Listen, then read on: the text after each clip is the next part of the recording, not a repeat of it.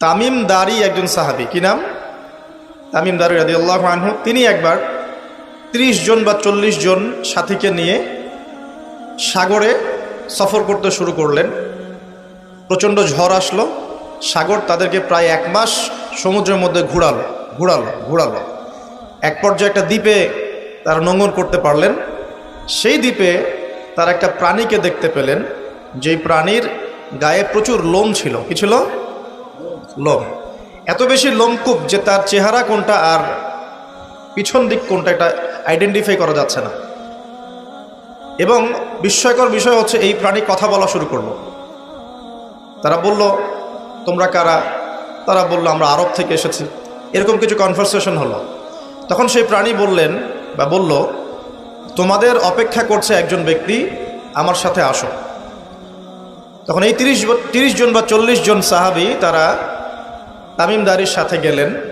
সাহাবী বলছে এই অর্থে যে তারা পরবর্তীতে মুসলিম হয়েছিলেন, এই ঘটনার পরে তারা মুসলিম হয়েছিল, আলহামদুলিল্লাহ। তো তারা গিয়ে দেখলেন শেকল দিয়ে একজন ব্যক্তিকে বাঁধা আছে, যেই ব্যক্তি খুবই শক্তিশালী, তাকে শেকল দিয়ে বেঁধে রাখা হয়েছে। এবং সেই ব্যক্তি তাদেরকে জিজ্ঞাসা করছিল, তোমরা কোত্থেকে এসেছো? তামিম দারি রাদিয়াল্লাহু আনহু তিনি বলছেন, আমরা মক্কা থেকে এসেছি, মদিনা মক্কা থেকে এসেছি। কি উদ্দেশ্যে? এই উদ্দেশ্যে, তোমাদের সেখানে একজন ব্যক্তি আছে মুহাম্মদ, তার কি খবর? তামিম দারি রাদিয়াল্লাহু আনহু বলছেন, তার খবর হচ্ছে বালতির মতো। কিসের মতো? বালতির মতো। কখনো তিনি বিজয় লাভ করছেন, কখনো আবার মুশরিকরা বিজয় লাভ করছে। মানে বদরের যুদ্ধে তিনি জয়লাভ করেছেন, উহুদের যুদ্ধে আবার মুশরিকরা মুসলিমদেরকে বিপর্যয়ের সম্মুখীন করেছেন। জিজ্ঞাসা করলেন, তাবারিয়া হ্রদ চেনো? তিনি বলছেন, হ্যাঁ চিনি। তাবারিয়া হ্রদে কি পানি আছে? তামিম দারি রাদিয়াল্লাহু আনহু বলছেন, হ্যাঁ পানি আছে। এই ব্যক্তি তখন বলছে, অতি শীঘ্রই সেখানে কোনো পানি থাকবে না। আবার প্রশ্ন করছেন, বাইসানের খেজুর গাছের নাম শুনেছ? তামিম দারি বলছেন, শুনেছে।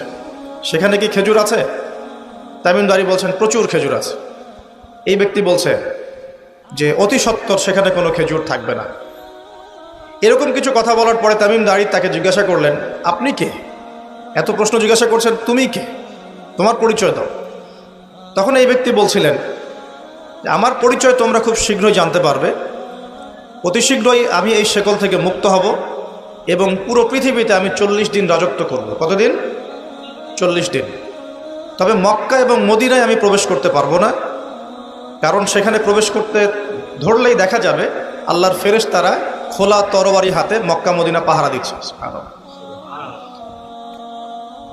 তবে আমি আমার পরিচয় জানিয়ে দিচ্ছি, আমি হচ্ছি তামিম দারি রাদিয়াল্লাহু আনহু। তিনি এসে এই ঘটনা নবী সাল্লাল্লাহু আলাইহি ওয়াসাল্লামকে বললেন। বলার পরে নবী সাল্লাল্লাহু আলাইহি ওয়াসাল্লাম তার চেহারাটা উজ্জ্বল হয়ে উঠল। তিনি মিম্বরে দাঁড়িয়ে বললেন, আমি কি তোমাদেরকে বলিনি এইরকম একটা সত্তার কথা, এমন একটা ভয়ঙ্কর ফিতনার কথা? সাহাবীরা বললেন, হ্যাঁ আপনি বলেছিলেন। তামিম দারি আজকে সেটাই দেখে এসেছে, তোমাদেরকে সেই ঘটনা সে ব্যক্ত করছে। এখান থেকে আমরা বুঝতে পারলাম যে একটা দ্বীপের মধ্যে বন্দী ছিল বা আছে, হয় ছিল বা আছে। এখন ছিল না এখনো আছে, এর উত্তর খুঁজতে হলে একটা হাদিস দেখতে হবে। এটা কোন হাদিস? সহিহ মুসলিমের। নবী সাল্লাল্লাহু আলাইহি ওয়াসাল্লাম মদিনায় বসবাস করছেন, মক্কা থেকে হিজরত করে মদিনায় এসেছেন। মদিনায় মাশাআল্লাহ তিনি ইসলামিক রাষ্ট্র প্রতিষ্ঠা করেছেন। বদরের যুদ্ধ হয়েছে, উহুদের যুদ্ধ হয়েছে, খন্দকের যুদ্ধ হয়েছে। ইসলামের একটা পুরো খিলাফা স্টেট যেটা আমরা বলি সেটা কায়েম হয়েছে। এর মধ্যে খবর এলো একটি মায়ের একটা সন্তান হয়েছে, এই সন্তানটার সাথে যে আলামত এগুলো মিলে যাচ্ছে। ঠিক আছে, এই সন্তানের নাম হচ্ছে ইবনে সাইয়্যেদ। কি নাম? ইবনে সাইয়্যেদ। তো নবী সাল্লাল্লাহু আলাইহি ওয়াসাল্লাম ওমর রাদিয়াল্লাহু আনহু এবং অন্যান্য সাহাবীদের কিনে ইনভেস্টিগেট করতে গেলেন। ইনভেস্টিগেট করতে গিয়ে তাকে ডাকলেন। ইবনে সাইয়্যেদকে ডেকে বললেন, তার চুলগুলো কোঁকড়ানো ছিল চুলের মতোই, চোখের মধ্যে একটু সমস্যা ছিল, কারণ আমরা জানি ডান চোখে একটু সমস্যা থাকবে। আঙ্গুর কালার দেখেছেন? আঙ্গুর, চোখটা অনেকটা আঙ্গুরের মতো হবে, ফোলা। ইবনে সাইয়্যেদের কাঠামোটা মিলে যাচ্ছিল। নবী সাল্লাল্লাহু আলাইহি ওয়াসাল্লাম তাকে ডেকে বললেন, তুমি কি দেখো? ইবনে সাইয়্যেদ বলছে, আমি আরশ দেখি। কি দেখি? আরশ বোঝেন তো?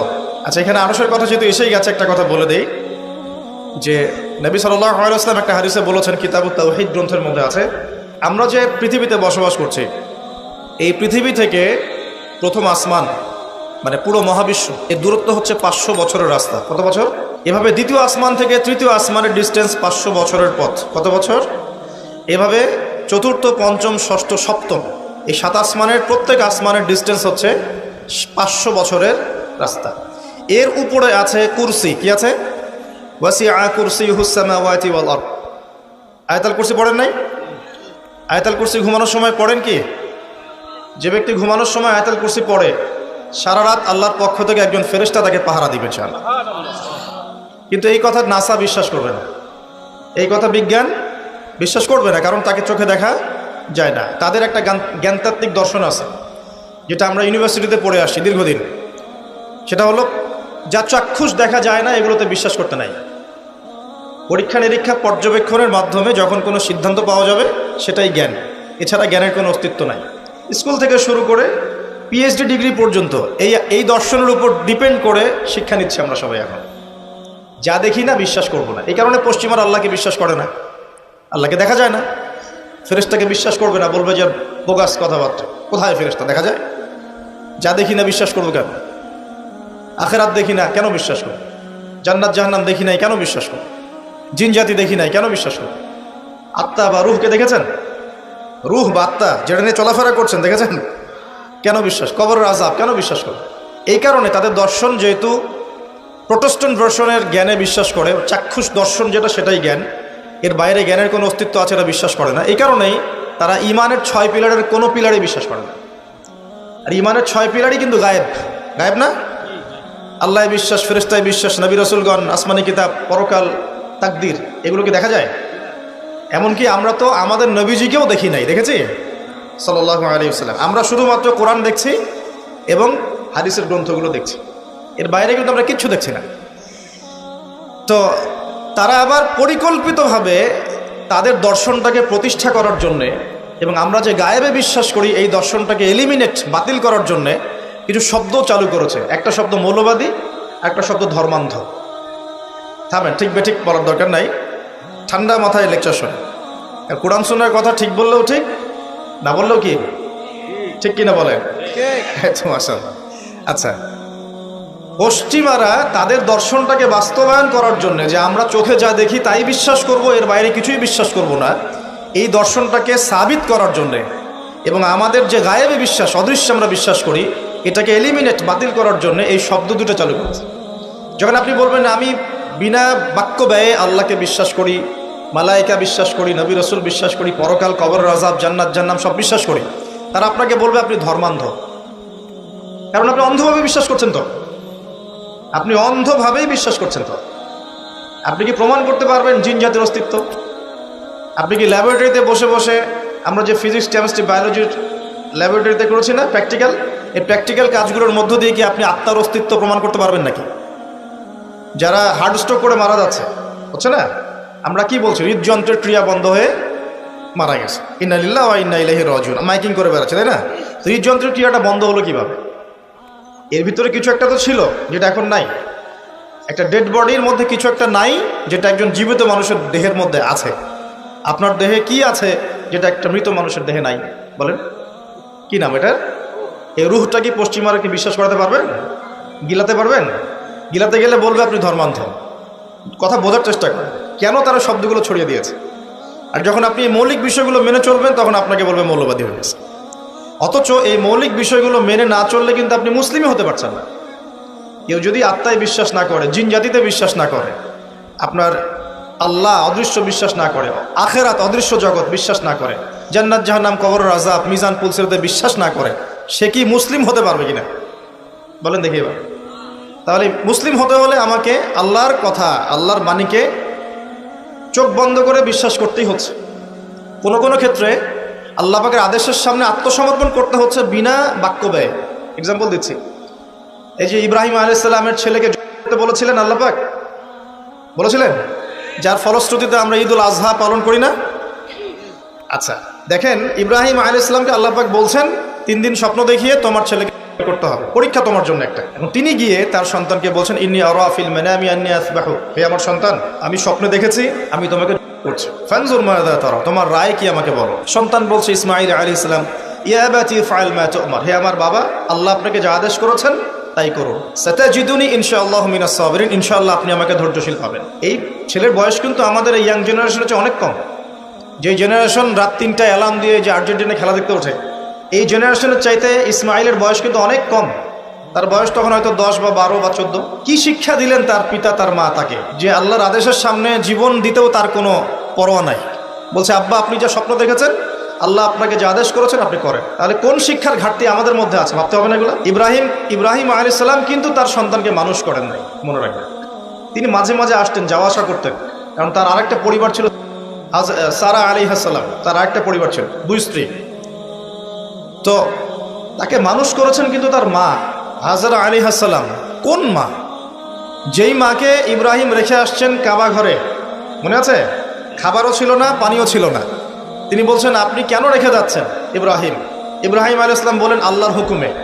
এখন এই মা বলছেন যে যদি আপনি আল্লাহর হুকুমে আমাকে রেখে যান, আমাদেরকে রেখে যান, ইনশাআল্লাহ আল্লাহ পাক আমাদেরকে ফেলে দিবেন না। তো এই মায়ের গর্ভ থেকে ইসমাইল হবে না তো কি আমাদের মা বোনদের গর্ভ থেকে ইসমাইল হবে? আমাদের মা বোনরা এখন কি করে? সারাদিন যে মুভিজ, যে সিরিয়ালস, স্বামীকে সম্পত্তির জন্য প্যারা দিতে দিতে স্বামীর হার্ট স্ট্রোক করে ফেলে। বহু স্বামী আছে হারাম খাইতে চায় না, স্ত্রীর পাল্লায় পরে হারাম খায়। হ্যাঁ, আমি কিছু প্র্যাকটিক্যাল কথা বলছি। বহু স্বামী আছে হারাম খেতে চায় না, সন্তান সন্ততির স্ত্রীদের চাপে পড়ে তাকে 2 নাম্বারই করতে সে বাধ্য হয়। কেন করে? পরিবারের জন্য করে। আমরা কিন্তু বোকা পুরুষ মানুষ, আমরা যারা আছে আমরা কিন্তু আসলে বোকা জাতি, জানেন? আমার বয়স অনেক কম যদিও আপনাদের চাইতে, তবে আমি কিছু বিষয় ফিল করেছি আমার লাইফে, যেটা আমি মনে করি আলহামদুলিল্লাহ আল্লাহ পাক আমাকে নিয়ামত দিয়েছে। যেমন আমি ফিল করেছি আমার লাইফে যে মানুষের আল্লাহ ছাড়া আপন বলতে কেউ নাই, এটা আমি ফিল করেছি। আল্লাহ পাক ছাড়া একজন মানুষের সত্তাগত আপন, আপনার সত্তা আত্মাগত আপন বলতে আসলে কেউ নাই পৃথিবী। যারা আছে আমাদের আশপাশে সবাই সবার স্বার্থে থাকে, সবাই সবার প্রয়োজনে থাকে। প্রয়োজন শেষ হলে আপনাকে চিনবেও না অনেকে। আমি যখন ইন্তেকাল করব এমন হবে 40 দিন পর কেউ আমাদের কবর জিয়ারত করবে কিনা সন্দেহ আছে। এগুলো বাস্তবতা। আর আমরা বোকা কেন জানেন? আমরা এই দুনিয়ার মানুষদের স্বার্থেই, আমার আশপাশের মানুষগুলোর স্বার্থেই সারা জীবন আল্লাহর বিরুদ্ধে চলি, হারাম খাই, সুদ খাই, ঘুষ খাই, দুর্নীতি করে ওদের মুখে হাসি ফোটানোর জন্য। যেই মানুষগুলো আমাকেই চিনবে না পরকালে, দুনিয়াতেই মারা গেলে আমাকে চিনবে না, তো সেই মানুষগুলোর জন্য আমি আল্লাহর বিরুদ্ধে চলে যাই। আমরা বোকা না? আর দেখবেন যেসব পুরুষের সৎ থাকতে চায় তারা শেষ বয়সে খুব একা হয়ে পড়ে। খেয়াল করে দেখেন, যে পুরুষটা সৎ থাকতে চায় শেষ বয়সে গিয়ে দেখবেন তারা খুব একাকিত্বে ভুগছে। আর এখন একটা কমন সমস্যা, এটা অনেক প্রবীণ মানুষ যারা আছেন তারা কিন্তু একাকিত্বে ভোগেন, খুব একাকিত্বে ভোগেন। স্ত্রী দেখছে না, সন্তান খোঁজখবর নিচ্ছে না, বন্ধু বান্ধবরা নাই, হ্যাঁ, বৃদ্ধাশ্রমে গিয়ে পড়ে আছে। পরিবারগুলোতে এখন পুরুষ নির্যাতন বেড়েছে আর কি। হ্যাঁ, কথা একটু ভিতর থেকে বোঝার চেষ্টা করবেন। হ্যাঁ, নারী নির্যাতন তো আছেই। আমরা জানি এমন দুশ্চরিত্রের লম্পট অনেক পুরুষ আছে সমাজে, যৌতুকের জন্য মেয়েদেরকে চাপ দেয়, স্ত্রীদেরকে চাপ দেয়, তাই না? শারীরিক মানসিক নির্যাতন করে না? মেয়েদের প্রতিও চরম নির্যাতন হয়, কিন্তু পুরুষদের উপরেও কিন্তু দিন দিন নির্যাতন বাড়ছে। আমরা কিন্তু এই সেন্সে বোকা হয়ে গেছি। চালাক হব কখন? যখন আমরা আমাদের দুনিয়ার প্রতিটা কাজ আল্লাহর সন্তুষ্টির জন্য করব। দুনিয়ার প্রতিটা কাজ যদি আমরা আল্লাহর সন্তুষ্টির জন্য করি, তাহলে আমরা কারো ব্যবহারে কথায় কষ্ট পাবো না ইনশাআল্লাহ। কারণ আমাদের সলাত, ইন্না সলাতি ওয়া নুসুকি মাহইয়ায়া ওয়া মামাতি, আমাদের সলাত সব স্যাক্রিফাইস, জীবন মৃত্যু কার জন্যে? আল্লাহর কাছে আমার এক্সপেকটেশন থাকবে, যে আল্লাহর কাছে আমি চাই, কোনো মানুষের কাছে কোনো এক্সপেকটেশন নাই, তখন আপনি কষ্ট পাবেন না। জীবনে সুখে থাকার দ্য ফিলোসফি অফ হ্যাপিনেস হচ্ছে এটা। জীবনে সুখে থাকার, সুখী হওয়ার, এই দুনিয়ার জীবনে সুখী হওয়ার ফিলোসফি হচ্ছে আল্লাহ ছাড়া কারোর কাছে আশা করেন, এবং আল্লাহ ছাড়া অন্য কারোর জন্য কোনো কিছু করতে চান না, আল্লাহকে সন্তুষ্ট করার জন্য করতে চান। ইনশাআল্লাহ আল্লাহ পাক আপনাকে সব কিছুই দিবে ইনশাআল্লাহ। সম্মান, মর্যাদা, প্রতিপত্তি, মানুষের ভালোবাসা সবই পাবেন যদি আপনি আল্লাহর হয়ে যান। আমি একটু ভিতরে চলে আসছি আর কি, বাইরে আসে আবার আসেন। তো এই যে কুরসির কথা বলছিলাম, আয়াতুল কুরসি কেন তেলাওয়াত করবেন? কারণ রাত্রেবেলা একজন মালাক বা ফেরেশতা আপনাকে পাহারা দিবে ইনশাআল্লাহ। আর পশ্চিমাদের দর্শন বলে দিলাম, ওরা কিন্তু এই অদৃশ্যের জগতে বিশ্বাস করে না। এই কারণে আমরা যারা অদৃশ্যের জগতে বিশ্বাস করি, আমাদেরকে এইসব সাম্প্রদায়িক শব্দ দিয়ে তারা সারা বিশ্বের বুকে আন্ডারএস্টিমেট করার চেষ্টা করেছে। এগুলো ধরতে হবে এগুলা। সামনে আসেন। এখন কুরসির পরে কি আছে? এই কুরসির উপরে আছে একটা মহাসাগর। কি আছে? মহাসাগর। নাসা কি বলেছে এখন পর্যন্ত? এই জন্য আমরা কেউ বিশ্বাস করি না। কালকেই যদি দেখবেন নাসা বলে দেয় হ্যাঁ একটা মহাসাগরের সন্ধান পাওয়া গেছে, পৃথিবী থেকে লক্ষ কোটি আলোকবর্ষ দূরে, নাম দিয়ে দিল যে .FM0000mm2, একটা নাম দিয়ে দিল। ওরা তো এরকম নাম দেয় আর কি, তাই না? বাস তখন কিন্তু দেখবেন সারা বিশ্বের মানুষ চোখ বন্ধ করে বিশ্বাস করবে কি না? আমরা কিন্তু আল্লাহর প্রতি চোখ বন্ধ করে বিশ্বাসের জায়গায় এই পশ্চিমাদের উপর এখন চোখ বন্ধ করে বিশ্বাস করি। কি বুঝেন? এটা কিন্তু শিরক হচ্ছে, এটাও শিরক হচ্ছে। তো একটা কথা মিস করে গেছি, ইব্রাহিম আলাইহিস সালাম করার যে পরীক্ষায় পড়েছিলেন তখন কিন্তু তিনি প্রশ্ন করেননি আল্লাহকে, আল্লাহ একজন মাসুম বাচ্চাকে কেন করব, এর পিছনে যুক্তি কি, এর পিছনে বিজ্ঞান কি, এর পিছনে দর্শন কি? প্রশ্ন করেছিলেন? তিনি একদম সামি'না ওয়া আতা'না, আল্লাহ পাক আদেশ করেছেন, চোখ বন্ধ করে পালন করতে গিয়েছে। ইব্রাহিম আলাইহিস সালাম অন্ধভাবে আল্লাহর আদেশ মেনে চললেন না? আর ইব্রাহিম আলাইহিস সালাম সবচেয়ে বড় মুসলিম না আমি সবচেয়ে বড় মুসলিম? বলেন, কে এই উম্মার নামকরণ করেছেন মুসলিম? সূরা হজ পড়ে দেখেন, হুয়া সাম্মাকুমুল মুসলিমিন। এই হুয়া মানে কে? মিল্লাতে আবিকুম ইব্রাহিম, ইব্রাহিম আলাইহিস সালামের মিল্লাত। তিনি তোমাদের পিতা, যিনি তোমাদের নামকরণ করেছেন কি? মুসলিম। আর আমাদের আদি পিতা হচ্ছেন আদম আলাইহিস সালাম। তো দেখুন প্রিয় ভাইরা, এই মহাসাগরের উপরে আছে কুরসি, যার কথা আমি বলতে গিয়ে এখানে আসলাম।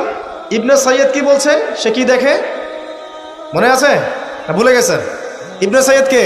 নবী সাল্লাল্লাহু আলাইহি ওয়াসাল্লাম যাকে ইনভেস্টিগেট করছেন মদিনায়। কোথায়? একটু খেয়াল রাখেন, তামিমদারি দ্বীপে দেখে আসছেন। কোথা থেকে আসছেন? দ্বীপে। আর নবী সাল্লাল্লাহু আলাইহি ওয়াসাল্লাম ইনভেস্টিগেট করছেন কোথায়? মদিনায়। আচ্ছা, তো এখন এই ব্যক্তি বলছে আমি আরশ দেখি। নবী সাল্লাল্লাহু আলাইহি ওয়াসাল্লাম বলে আরশ কোথায়? সে বলছে আরশ পানির উপরে। কোথায়? পানির উপরে। তখন নবী সাল্লাল্লাহু আলাইহি ওয়াসাল্লাম বলছেন তুমি তো তাহলে শয়তানের আরশ দেখছো। কার আরশ দেখছে? শয়তানের কিন্তু আরশ আছে, শয়তানেরও কিন্তু একটা আরশ আছে। কোথায় এটা জানেন? সমুদ্রের উপরে। অনেকে বলে যে ভাই বারমুদা ট্রায়াঙ্গেলে আছে নাকি? এটা আমরা জানি না, এভাবে বলা যাবে না, এটা আমরা ব্যাখ্যা করতে পারবো না, আল্লাহ ভালো জানেন। তো এখন শয়তানও কিন্তু সিংহাসনে বসে, দিন শেষে বসে ওর যে চেলা চামুন্ডা যারা আছে ওদেরকে ডাকে, ডেকে বলে আজকে কি করাইছো তোমরা?